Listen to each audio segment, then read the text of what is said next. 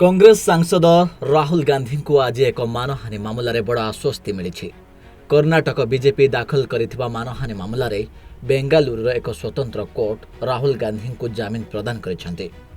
राहुल गांधी व्यक्तिगत भाव हाजर होगा समय कोर्ट एपरी आश्वस्ति देइछन्ति। आसंता जुलाई 30 रे कोर्ट एही मामलार परवर्ती शुणाणी करिबो। वास्तव में कर्नाटक विधानसभा निर्वाचन पूर्व बीजेपी खबर कागज रे अपमानजनक विज्ञापन प्रकाश करने नहीं अभियोग करथिला। विज्ञापन रे कांग्रेस तत्कालीन बीजेपी सरकार को 2019 रु 2023 पर्यंत शासन काल रे व्यापक दुर्नीति रे लिप्त थिबा अभियोग लगाइथिला। जून 1 तारिख रे एही मामला रे मुख्यमंत्री सिद्धरामैया एवं उपमुख्यमंत्री डीके शिवकुमार को जमीन प्रदान करथिले। सेमाने कोर्ट रे हाजर होइथिले परे सेमानकु जमीन प्रदान करा जायथिला। एही मामला रे जस्टिस के.एन. शिवकुमार राहुल गांधी को जून 7 रे कोर्ट रे हाजर हेबाकु निर्देश देथिले, जहार आज शुणाणी होइछि। ब्यूरो रिपोर्ट सूचना टीवी।